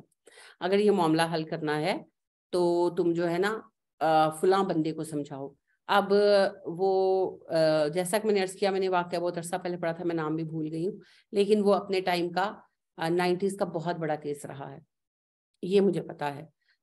تو وہ ڈرگ کا یہ کہ اس وقت ڈرگ مافیا کا ہیڈ تھا، جو پھر مسلمان ہو گیا اور پھر سارا معاملہ ہوا. تو وہ کہتی ہیں کہ میں نے اس کو کہا کہ یہ مجھے کہاں ملے گا. تو وہ پھر اس نے کہہ تو دیا جذبات میں آ کر، تو اس نے منع کیا کہ نہیں تم اس معاملے میں نہ پڑھو. تو اس نے کہا نہیں میں تو ضرور ملوں گی. تو اس نے کہا تمہیں کوئی پہنچتے بھی نہیں دے گا. پہلے اس سے سمجھایا، پھر وہ مذاق اڑانے لگا. بہرحال یہ وہ مشہور آدمی تھے. اور مائک ٹائسن تو جو ہیں وہ باکسر ہیں. تو وہ جو ہے وہ صاحب جو ہیں وہ بڑے مشہور آدمی تھے، یعنی کہ وائٹ کالرڈ وہ تھے نا مجرم، تو ان کا مینشن تھا سب کچھ. تو یہ وہاں پر گئیں اور ان سے ملنے کے لیے اصرار کیا. تو وہ جانے نہیں دے رہے تھے ان کے گارڈز وغیرہ. تو وہ خود باہر نکلے ہوئے تھے، اپنے گھر کے گارڈن میں واک کر رہے تھے. تو شور سن کر انہوں نے پوچھا کہ کیا بحث ہو رہی ہے؟ کہ جی یہ ایک عورت ہے، ڈسیبل ہے، نیگرو ہے، یہ آپ سے ملنا چاہتی ہے. تو ہم کہہ رہے ہیں کہ بغیر اپوائنٹمنٹ آپ سے نہیں ملا جا سکتا. تو انہوں نے دیکھا، انہوں نے کہا اچھا یہ ہے ڈسیبل ہے، اسے آنے دو. تو کہنے لگے کہ ہاں بھئی کیا چاہیے تمہیں؟ تو کہنے لگی میں آپ سے نا بات کرنا چاہتی ہوں. تو انہوں نے کہا کہ کہو. تو کہنے لگی کہ نا تم نا یہ ڈرگز کا کام چھوڑ دو. تو ظاہر اسے غصہ آ گیا. وہ کہنے لگے کہ تم نے مجھے اتنی بڑی بات کہی، اگر کوئی اور ہوتا تو میں اسے باہر پھنکوا دیتا، تم ڈسیبل ہو اس لیے میں تمہارا لحاظ کر رہا ہوں، تو جاؤ تو دوبارہ نہ آنا. لیکن بہرحال وہ خاتون ان سے بحث کرتی نہیں، جانے پر آمادہ نہیں ہوئی. آخر ان کا تم مجھ سے چاہتی کیا ہو؟ تو کہنے لگی میں روز آپ سے 10 منٹ ملنا چاہتی ہوں. اوکے. وہ 10 منٹ روز آنے لگی اور ان کی بات چیت ہونے لگی. تو وہ بیان کرتی ہیں کہ گریجولی وہ 10 منٹ کا ٹائم جو ہے وہ 2 گھنٹے 3 گھنٹے ڈسکشن چلتی رہتی، اور وہ میرا انتظار کرتے، اور ہر طرح سے ڈسکشن ہوتی، یہاں تک کہ وہ وقت آیا 2 سال لگے مگر وہ مسلمان ہو گئے. انہوں نے خود کو گرفتاری کے لیے پیش کیا. یہ بہت ہی تہلکہ خیز کیس ہے. آپ اگر دیکھیں گے نا کہ ڈان آف ڈرگ مافیا ایمریس اسلام، تو آپ کو یہ جو ہے نا 90s کا یہ کیس خود ہی مل جائے گا. اس وقت میرے ذہن میں ان کا نام نہیں ہے. اینی ویز انہوں نے اپنے آپ کو گرفتاری کے لیے پیش کر دیا، اور جو ہے انہوں نے کہا کہ میں سارے جو اس میں انوالو لوگ ہیں ان کی تفصیل دے دوں گا. تو پھر وہی ہوا جو ہمیشہ ہوتا ہے، ان کو جیل میں زہر دے دیا گیا. پھر یہ بہت بڑا مسئلہ بنا کہ جیل میں زہر کیسے CBI کی تحویل میں دیا گیا. پھر ان کو جو ہے وہ کیا اسے کہتے ہیں، کئی آفیسر جو ہے معطل ہوئے. بڑا لمبا ڈرامہ ہوا. اور آپ کو پتا ہے کہ ڈرگز کا کاروبار جو ہے، نشے کا کاروبار ہے، یہ بڑے بڑے وزیروں کی سرکردگی کے بغیر نہیں ہوتا. تو لہٰذا پھر بہت بڑے اسٹیٹ لیول پر جو ہے نا ڈرامہ کھیلا گیا، کئی لوگوں پر کیس چلا، کچھ کو سزائیں بھی ہوئیں، بڑا کچھ ہوا. تو اس طریقے سے اس کیس کو سمیٹ دیا گیا. لیکن اس پورے واقعے کو سنا کر میں آپ سے، اس کے بعد پھر ان کو امریکہ کے اس وقت کے جو تھے پریزیڈنٹ، انہوں نے بلایا، ایوارڈ بھی دیا، ملاقات بھی کی، بڑا نام ہوا ان کا. اور بحث سے سوشل ورکر جو فاطمہ ہے، انہوں نے پھر اس کے بعد کافی کام کیا ہے.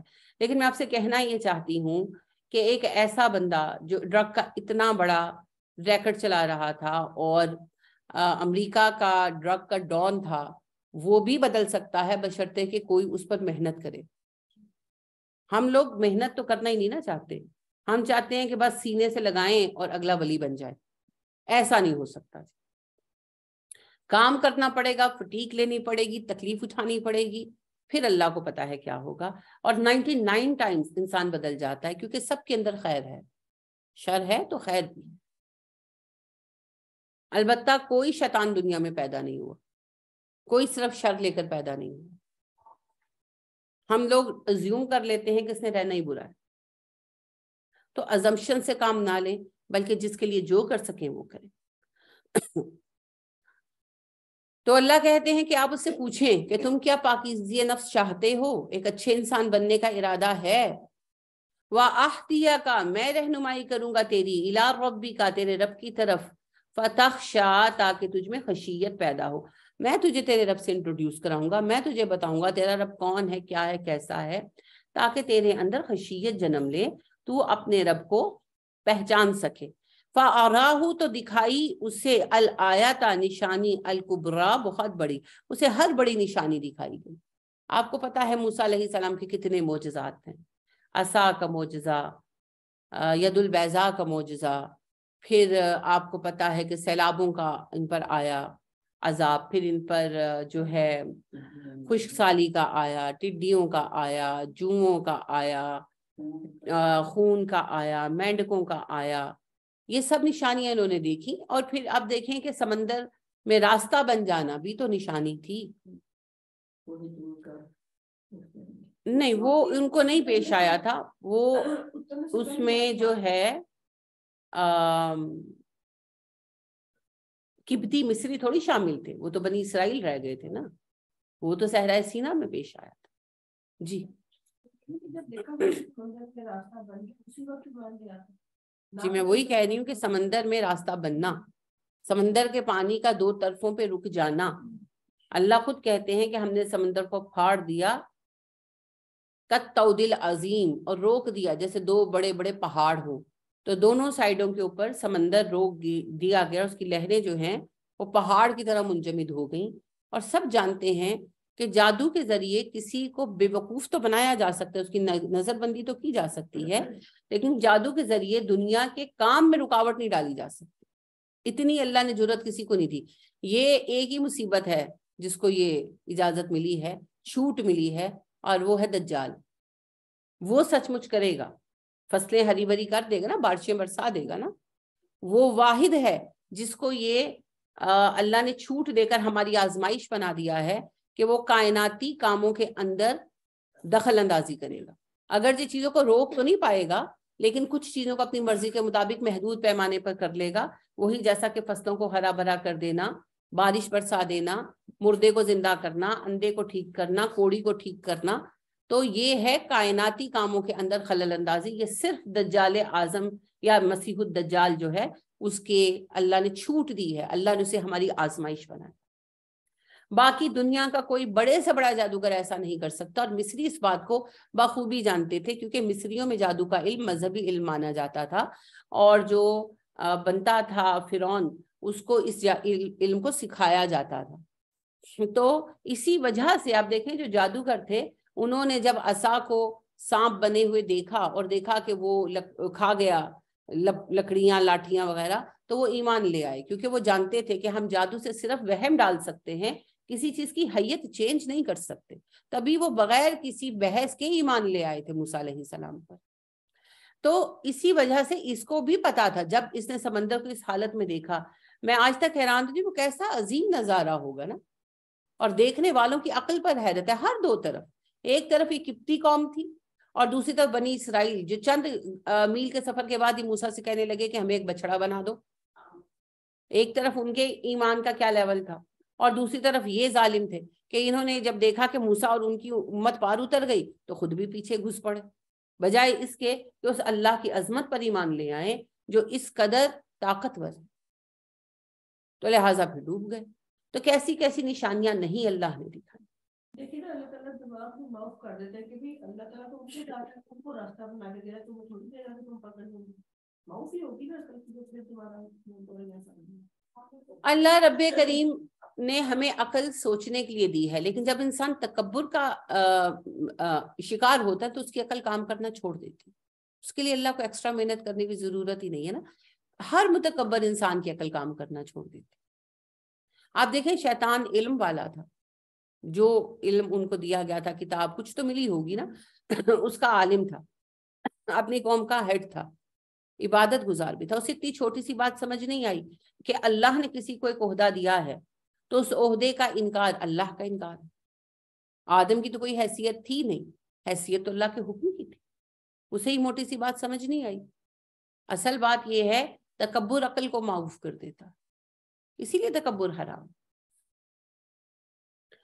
متکبرین کا مسئلہ یہی ہے، انہیں اپنی غلطی نظر نہیں آتی، انہیں دوسروں میں عیب نظر آتے ہیں، اپنی غلطی نہیں دکھائی دیتی۔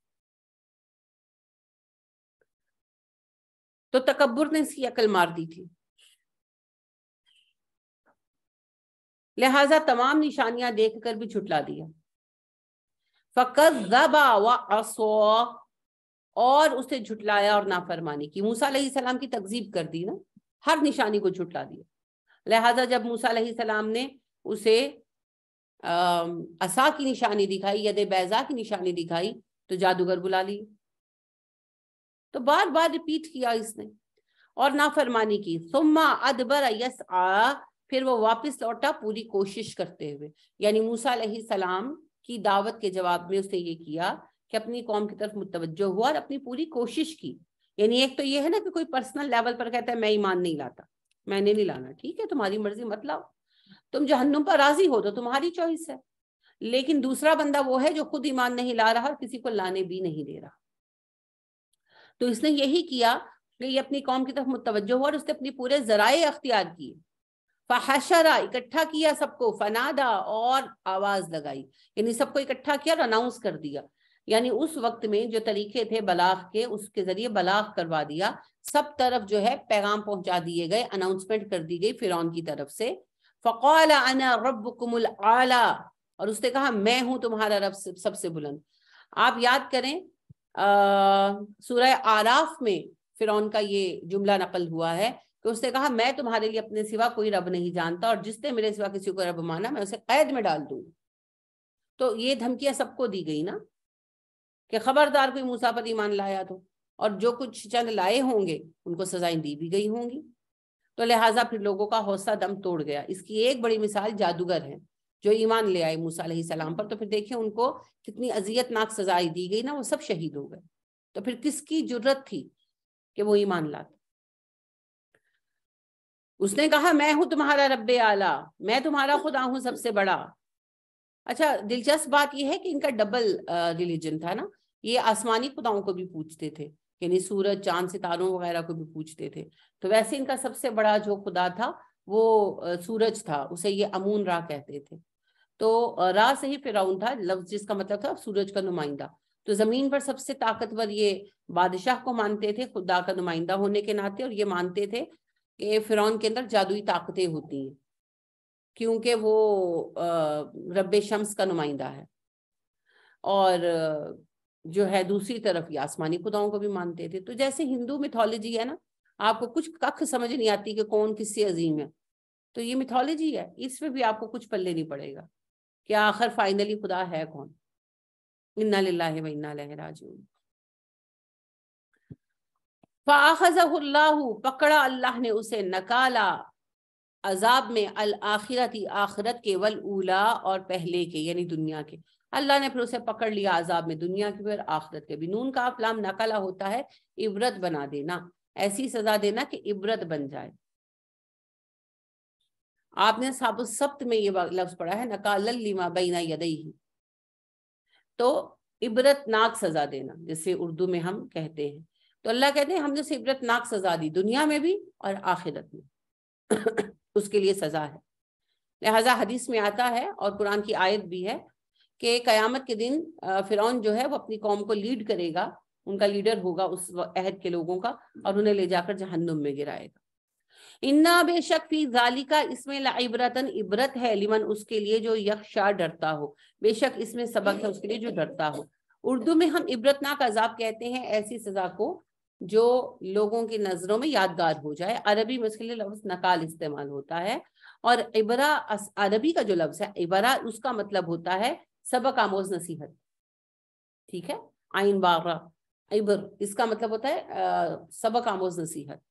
تو اللہ کہتے ہیں کہ ہم نے اس کا جو قصہ بیان کیا اس میں بڑی سبق آموز نصیحتیں ہیں ہر اس بندے کے لیے، لمن یخشا، جو اللہ سے ڈرتا ہو، جس میں خشیت ہو۔ خشیت اللہ کی عظمت کے احساس کی وجہ سے دل میں آنے والی کیفیت ہے۔ تو جسے پتا ہو کہ اللہ کتنا عظیم ہے، وہ اس واقعے سے فرعون کے سبق لے سکتا ہے۔ انتم، اب اللہ براہ راست ہم سے مخاطب ہیں.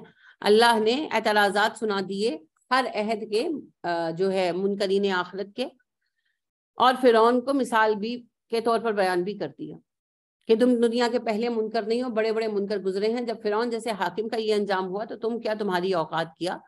اب اللہ کچھ سوال سامنے رکھ رہے ہیں.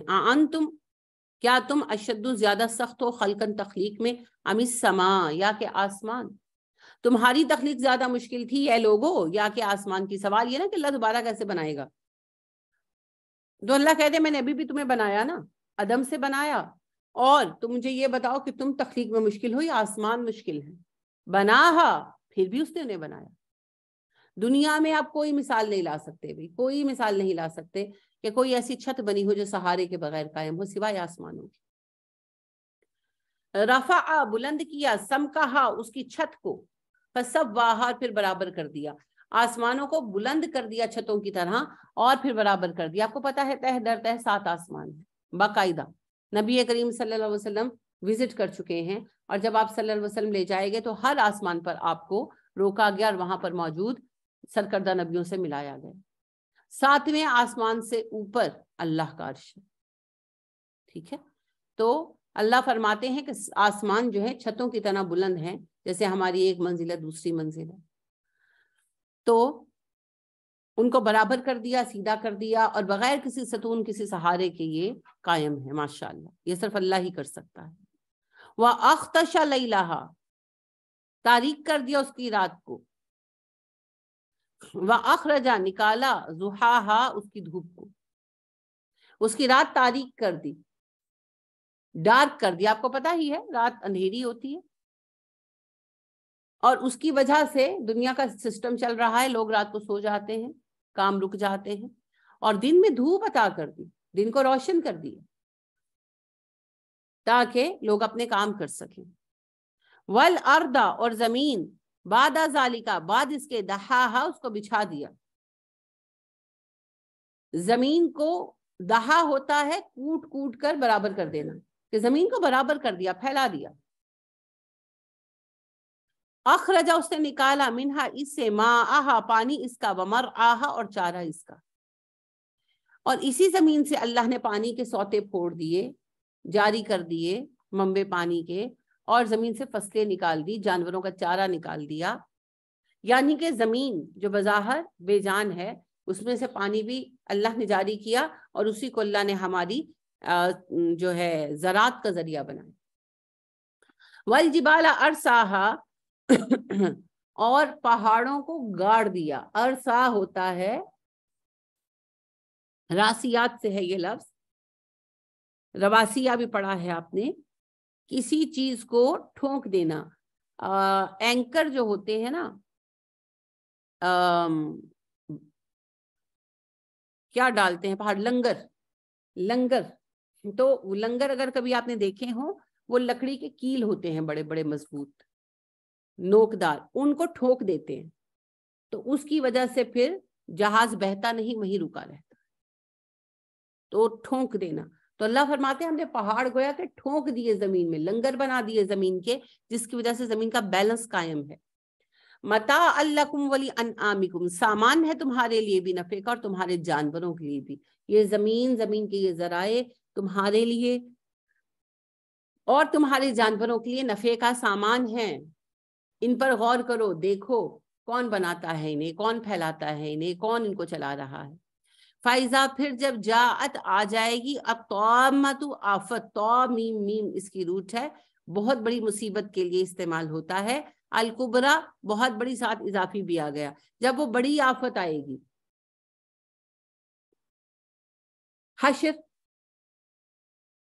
جس دن انسان کو اپنے کیے کا سامنا کرنا پڑے گا. حشر، یوم، اس دن، یتذکر، یاد کرے گا، الانسان، انسان، ما، جو سعی، اس نے کوشش کی. اس دن انسان کو سمجھ آئے گی کہ وہ کیا کر کے آیا ہے. یعنی کہ آج تو ہم دنیا میں اپنے ہر کام کے لیے جواز ڈھونڈ لیتے ہیں نا. ایک ڈاکو پکڑا جاتا ہے تو کہتے ہیں نوکری نہیں مل رہی تھی تو میں ڈاکہ ڈالنے لگ گیا. قیامت کے دن یہ بہانے نہیں سوجیں گے، ہر کسی کو اپنا صاف نظر آ جائے گا کہ میں تو یہ کھا کے آیا ہوں، اب کیا ہوگا. وَبُرِّزَتِ الْجَحِیمُ، ظاہر کر دی جائے گی. بارز سے ہے، مبارز کا لفظ آپ پڑھتے ہیں، مبارزت کا پڑھتے ہیں، آمنے سامنے ہونا. वबुरिज़त अल जहीम, आपने ये लफ्ज पढ़ा है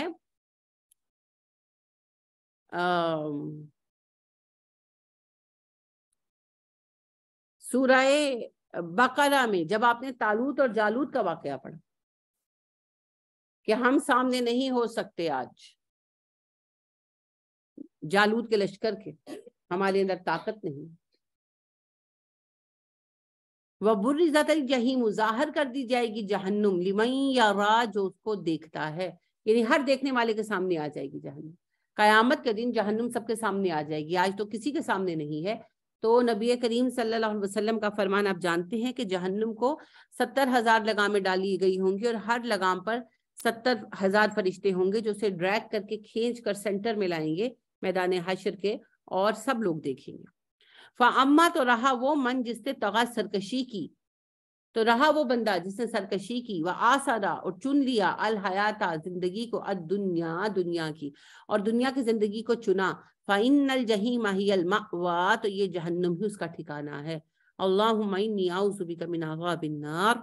अल्लाह फरमा रहे हैं कि हर वो बंदा जिसने सरकशी की और दुनिया की जिंदगी को चुन लिया, उसे जहन्नुम का ठिकाना मिलेगा। वह अम्मा मन खाफा मकाम रब्बिही, और वो जो डरा अपने रब के सामने खड़ा होने से, वह नहन नफ्सा, रोक लिया उसने नफ्स को, अनिल हवा, ख्वाहिशात से। और वो बंदा जो अपने रब के सामने खड़ा होने से डरा और अपने नफ्स को उसने ख्वाहिशात से रोक लिया, फ़इन्नल जन्नता, तो बेशक जन्नत, हियल मअवा, उसका ठिकाना है। जिसने अपने रब के सामने खड़े होने का खौफ रखा और नाजायज ख्वाहिशात से अपने नफ्स को रोका, वो जन्नत पाएगा। जायज ख्वाहिशात की बात नहीं हो रही, शादी करना, अच्छा खाना खाना, अल्लाह को कोई एतराज नहीं है, हराम ख्वाहिशात नहीं पूरी करनी। यस आलूना का, वो सवाल करते हैं आपसे, अनिस साती, कयामत के बारे में, अय्याना, कब, मुरसाहा, उसका ठहरना है। वो आपसे सवाल करते हैं कि कयामत कब आएगी, कयामत कब, दिन कौन सा है, कयामत का नुजूल या ज़हूर कब होगा। फीमा, किस में है, अंत, आप, मिन जिक्राहा, इसके जिक्र में, फीमा अंत मिन जिक्राहा, आप इसके जिक्र के बारे में किस परेशानी में मुब्तला हैं, यानी क्या जवाब दें इसका, इस बारे में आप क्यों फिक्रमंद हैं। आप साफ कहें मैं नहीं जानता, अल्लाह जानता है। इला रब्बी का मुंतहा, कि इसकी इंतहा मेरे रब की तरफ है, मेरे अल्लाह को पता है किस दिन कयामत आनी है, मैं नहीं जानता। आप साफ जवाब देंगे,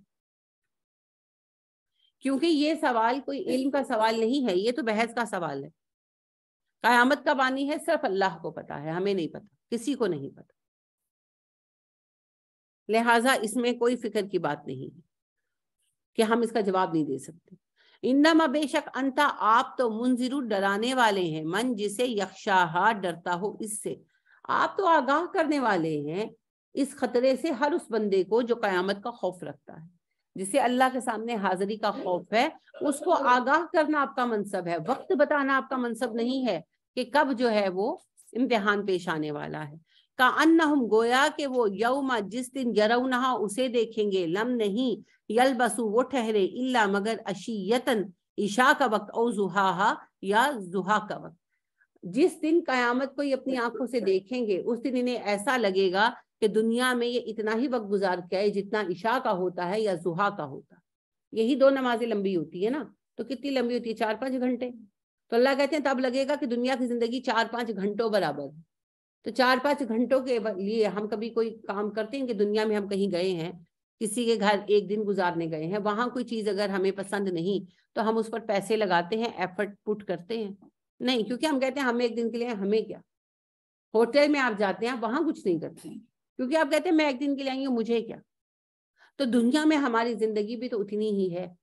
तो जो नेमतें अल्लाह दे इस्तेमाल करें, जो नहीं हमारे बस में, उनको उनके हाल पे छोड़ दें, उनके लिए हराम ज़राए इस्तेमाल ना करें, अपने आप को मुशक्कत में न डालें, क्योंकि क़यामत के दिन इस जिंदगी का पैमाना ऐसे लगेगा जैसे हमने एक नमाज का वक्त दुनिया में गुजारा है, 4 से 5 घंटों का जमाना गुजारा।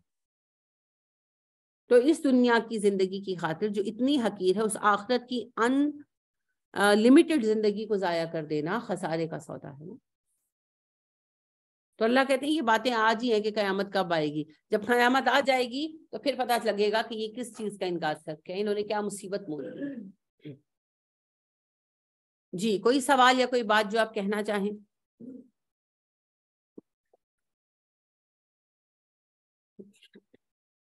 چلیے سبحانک اللہم و بحمدک ونشہد ان لا الہ الا انت ونستغفرک ونتوب الیک.